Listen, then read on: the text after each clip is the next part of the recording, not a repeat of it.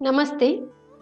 मैं डॉक्टर नीलम अग्रवाल गीता एवं गीता प्रवचन के अध्ययन में पुनश्च आपका स्वागत करती हूँ। 17वां अध्याय शुरू कर रहे हैं। विनोबा जी कहते हैं, हम धीरे धीरे अंत तक पहुंचते आ रहे हैं। 15वें अध्याय में हमने जीवन के संपूर्ण शास्त्र का अवलोकन किया।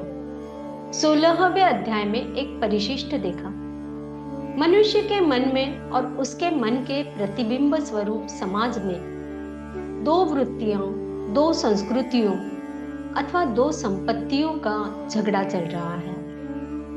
इनमें से हमें दैवी संपत्ति का विकास करना चाहिए। यह शिक्षा 16वें अध्याय के परिशिष्ट में मिली है। आज 17वें अध्याय में हमें दूसरा परिशिष्ट देखना है। एक दृष्टि से कह सकते हैं कि इसमें कार्यक्रम योग कहा गया है। गीता इस अध्याय में रोज के कार्यक्रम की सूचना दे रही है। आज के अध्याय में हमें नित्य क्रिया पर विचार करना है। सुव्यवस्थित व्यवहार से वृत्ति मुक्त रहती है। अगर हम चाहते हैं कि हमारी वृत्ति मुक्त और प्रसन्न रहे तो हमें अपने व्यवहार का एक क्रम बांध लेना चाहिए। हमारा नित्य का कार्यक्रम किसी न किसी निश्चित आधार पर चलना चाहिए। मन तभी मुक्त रह सकता है जबकि हमारा जीवन उस मर्यादा में और एक निश्चित नियमित रीति से चलता रहे।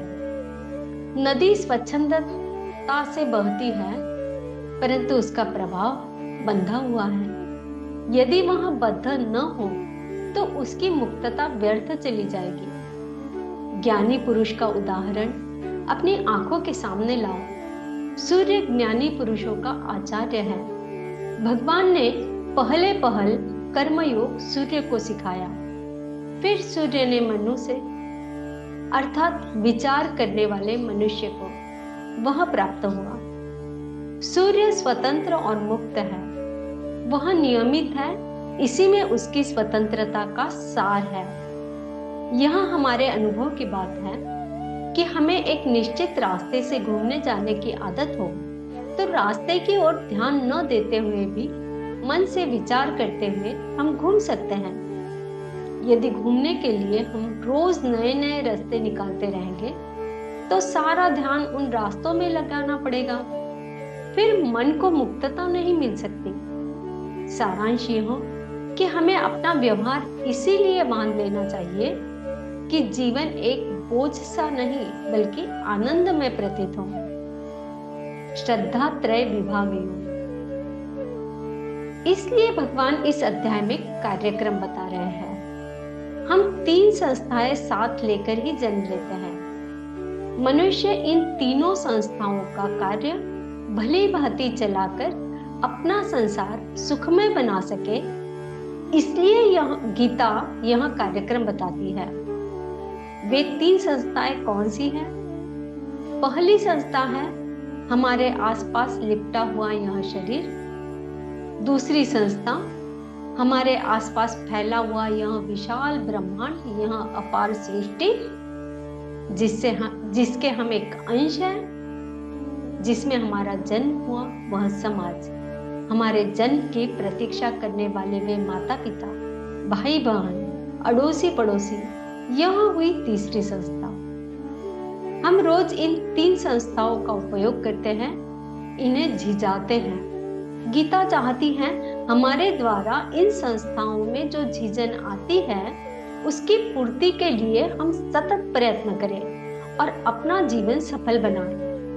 इन संस्थाओं के प्रति हमारा यह जन्मजात कर्तव्य हमें निरहंकार भावना से करना चाहिए।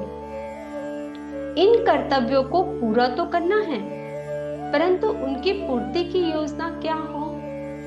यज्ञ, दान और तप, इन तीनों के योग से ही योजना बनती है। यद्यपि इन तीनों शब्दों से हम परिचित हैं तो भी इनका अर्थ हम अच्छी तरह नहीं समझते। अगर हम इनका अर्थ समझ लें और इन्हें अपने जीवन में समाविष्ट करें तो ये तीनों संस्थाएं सफल हो जाएगी और हमारा जीवन भी मुक्त और प्रसन्न रहेगा। आज के कुछ श्लोक पढ़ते हैं। 17वें अध्याय से प्रथम श्लोक चल रहा है। अर्जुन उवाच ये शास्त्र विधिम उत्सृज्य यजन्ते श्रद्धयान्विता तेषां निष्ठा तु का कृष्ण सत्वं आहो रजस्तम।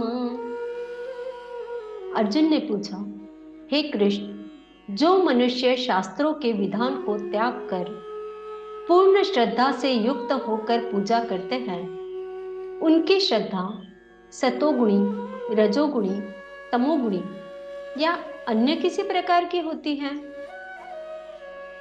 श्री भगवान उवाच त्रिविधा भवति श्रद्धा देहिनां सा स्वभावजा सात्विकी राजसी चैव तामसी चेति तां शृणु। श्री भगवान ने कहा, शरीर धारण करने वाले सभी मनुष्यों की श्रद्धा प्रकृति गुणों के अनुसार सात्विक, राजसी और तामसी इन 3 प्रकार की होती है। अब इसके विषय में मुझसे सुन। श्री कृष्णार्पणम।